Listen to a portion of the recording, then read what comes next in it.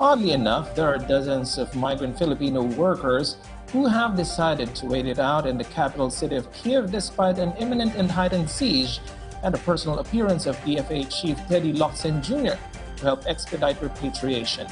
PTV's Naomi Tiburcio previews those on their way back home in this report.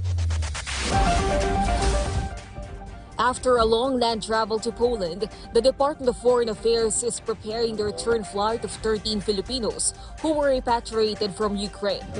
Thank you so much, sir. The Filipinos, who include a child, were met by Foreign Affairs Secretary Teddy Locsin Jr. over the weekend. 6 Filipinos also arrived in Moldova, 4 of whom coordinated with the DFA for the repatriation flight which will depart from Romania. The DFA also confirms 4 Filipinos from Ukraine are now in Romania, 8 in Hungary, and 8 seafarers on board the MVS Breeze awaiting repatriation.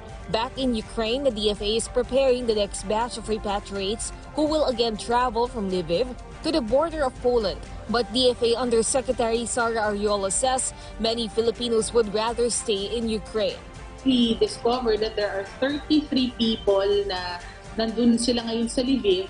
Maraming Pilipino na lumilikas sila papuntang Lviv pero hindi sila ayaw nila magpa-repatriate. What we're trying to do is to be in constant contact with the Filipinos who choose to stay and at least know where they are, and also at the same time give them assistance or care packages kung kinakailangan po nila to. Some of these Filipinos are with families in Ukraine who they have to leave behind should they choose to return to the Philippines. Despite this, the DFA says they remain ready to assist Filipinos whenever they change their minds. Repatriated Filipinos from Ukraine will receive $200 financial assistance as well as psychosocial counseling.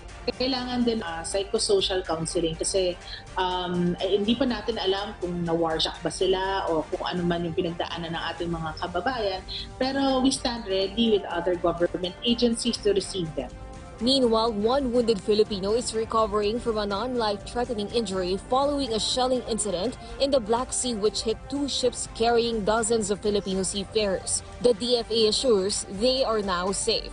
Amid tensions in Ukraine, Malacanang says the government's efforts against COVID-19 will remain unhampered. We're also very confident na whatever happens sa tensions happening now in Ukraine, that we with the international community also will ensure that the vaccine supplies needed for the Philippines will not be hampered. Naomi Tiburcio for the Nation.